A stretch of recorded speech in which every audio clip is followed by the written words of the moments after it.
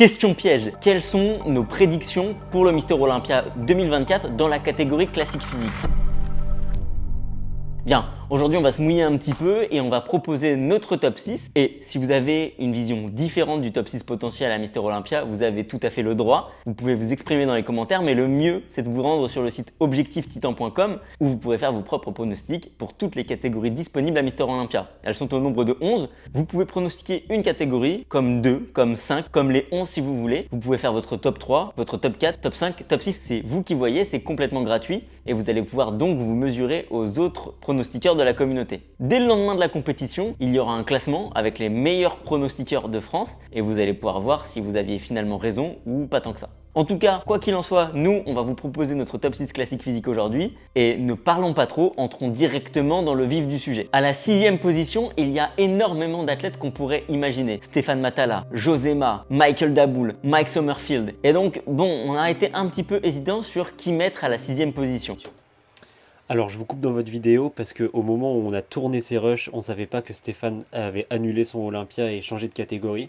On vous laisse la petite partie pendant laquelle on parle de Stéphane, mais en tout cas sachez que voilà, il n'est plus à prendre en compte puisque Stéphane ne montera pas sur scène cette année, mais je préfère vous la laisser. On continue.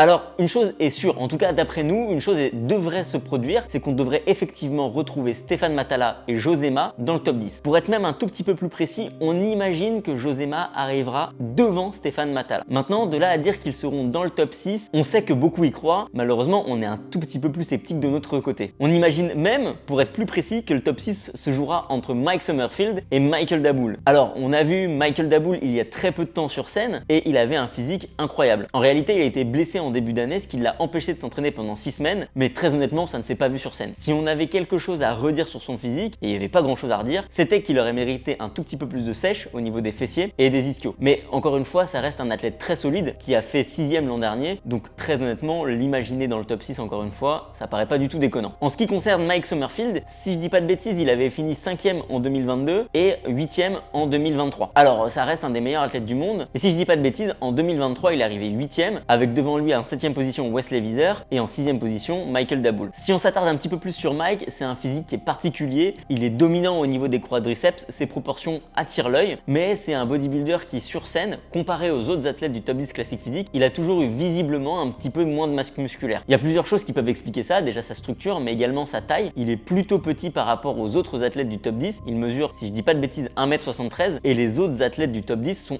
plus grands. Si on prend en exemple Ramon Dino ou encore Chris Bumstead, ils font tous deux au-dessus d'1m80. Et donc on le sait, classique physique, il y a une règle qui est simple, en fonction de ta taille, il y a un poids maximal que tu ne peux pas dépasser. Faut savoir qu'au travers des années, cette règle elle évolue. Pas plus tard que l'an dernier, il y a eu un nouveau tableau qui a été proposé par la fédération, affichant de nouveaux poids maximum en fonction de la taille. Cette mise à jour des règles, elle a pour but de rééquilibrer le niveau entre les athlètes plus petits et les athlètes plus grands. Et donc, tu l'auras peut-être compris, la nouvelle règle proposée en 2023 avait pour but de rendre les athlètes petits plus compétitifs. Au risque de me répéter, la règle était déjà en place en 2023 et donc Mike Summerfield a pu profiter de cette règle et mettre quelques kilos supplémentaires sur sa carcasse. Cependant, est-ce que c'était que de la qualité ou pas, ça on n'en sait rien, et peut-être qu'avec les années, sur le long terme, il sera capable d'aller chercher un petit peu plus de masse musculaire et de paraître un peu plus massif sur scène. Ça reste encore à prouver, mais c'est une théorie. Bon, et du coup, faut réellement choisir quelqu'un pour le top 6. Michael Daboul, Mike Summerfield. Écoutez, nous on a fait notre choix, on pense que c'est Mike Summerfield qui va arriver 6e, même si, encore une fois, c'est un peu du hasard à quelques semaines de la compétition de dire qui va arriver 6e. Faudra voir sur la forme du jour. Reste que les deux sont de très bons athlètes et ça va vraiment se bagarrer pour le top 6. En 5e position, on imagine l'excellent Breon Hensley. C'est un athlète formidable qui est présent dans la catégorie classique physique depuis ses premières éditions à Mister Olympia. Il a déjà remporté 2 fois le titre de Mister Olympia classique physique. C'est l'athlète le plus expérimenté et l'un des plus constants de la catégorie. Si on regarde uniquement les photos Instagram, certes, Breon Hensley est moins impressionnant que les autres compétiteurs. Cependant, je vous rassure, c'est le cas tous les ans. Et pourtant, sur scène, quand il arrive, il est charismatique, dominant, sec, musclé. C'est un athlète extrêmement complet, je le répète encore une fois. À notre avis, il y a assez peu de chances qu'il soit en dehors du top 5 parce que malgré tout, il coche toutes les cases qui font que c'est un excellent athlète classique physique. Alors, Petit point d'attention, Breon n'est plus tout jeune, il a plus de 40 ans et forcément, plus les années vont avancer, plus cela va être difficile pour lui d'arriver en condition sur scène. Reste que ces dernières années, l'âge n'a pas eu l'air d'avoir d'incidence sur son physique, donc on pense que cette année encore, ça devrait aller pour lui. En 4e position, à la surprise générale ou peut-être seulement à sa surprise à lui, qui sait, on imagine Urs Kalecinski. Alors pourquoi serait-il surpris si on le met à la 4e position? Bon, probablement qu'il verra pas la vidéo, mais dans ses propres pronostics, il se dit vainqueur du Mister Olympia devant Chris Bumstead.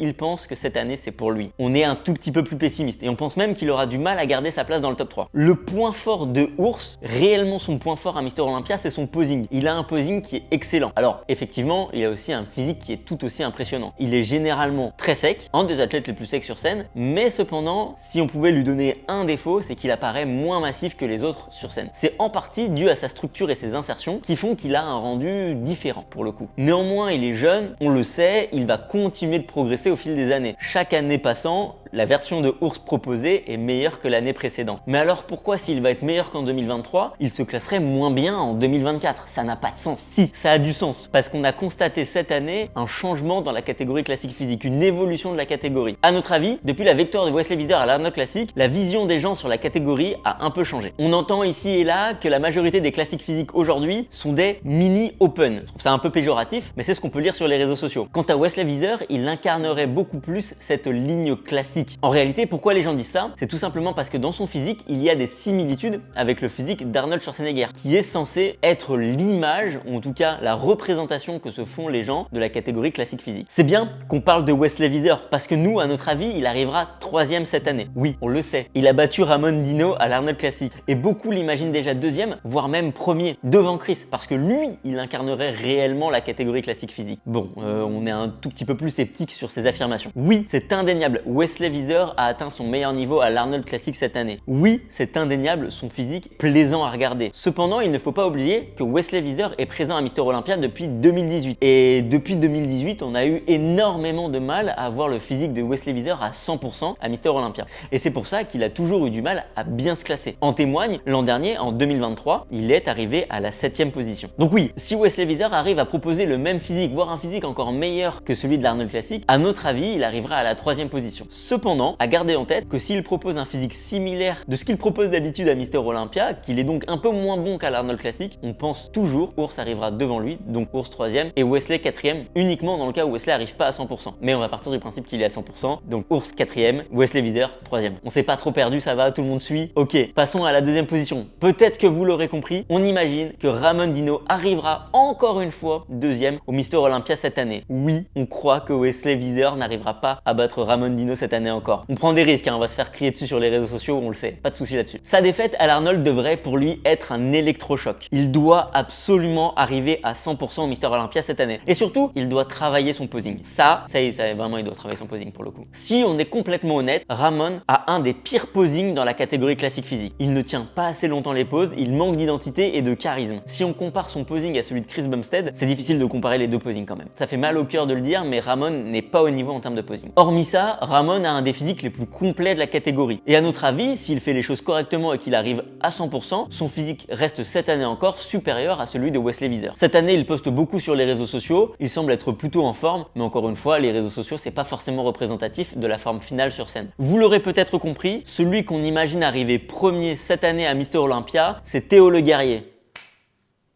Et non, c'était un petit piège pour savoir si vous suiviez. Celui qui va remporter le classique physique cette année, c'est encore une fois Chris Bumstead. Oui, à notre avis, il y a très peu de chances qu'il n'arrive pas à remporter son 6e titre de Mister Olympia. En réalité, c'est l'athlète le plus complet de la catégorie qui définit le standard de la catégorie. Son posing est incroyable, son physique est aussi incroyable avec très peu de défauts. Et puis, il est charismatique, ses discours font toujours mouche. Bref, très honnêtement, c'est aujourd'hui l'image du bodybuilding. Il a réussi à porter la catégorie très loin et on l'imagine mal perdre, sauf s'il arrive pas à 100% le jour J. Et c'est jamais arrivé pour le moment, donc on lui souhaite pas. En tout cas, il faut savoir que cette année encore, le pire ennemi de Chris Bumstead sur scène, c'est simplement Chris Bumstead. Il est la seule personne qui puisse le faire perdre. Oui, à notre avis, ce qui peut faire perdre Chris Bumstead, c'est une blessure, une mauvaise condition, quelque chose de raté finalement. Mais s'il arrive en forme, alors il n'a pratiquement aucune chance de perdre. Voilà, tu connais à présent notre top 6 pour la catégorie classique physique. Si tu es en accord avec notre top 6, n'hésite pas à te manifester dans les commentaires et à aimer la vidéo. Si tu es en désaccord, tu peux aussi aimer la vidéo pour soutenir soutenir notre travail, mais tu peux également nous dire ton top 6 dans les commentaires ou directement aller sur le site objectiftiton.com et faire ton propre top 6. Et à ce moment-là, si c'est toi qui as raison, si tu as les meilleurs pronostics, le lendemain de la compétition, ton nom apparaîtra tout en haut du site avec un petit trophée à côté, peut-être ou peut-être pas, on sait pas encore comment on va afficher ça. Tu sauras que c'est toi le meilleur si tu l'es réellement. Dans tous les cas, c'est le mois spécial Olympia, donc il y a eu une vidéo hier, il y en aura une demain. Pour ne rien manquer, il faut bien évidemment t'abonner, activer la cloche des notifications. Sur ce, passe une bonne soirée et à demain.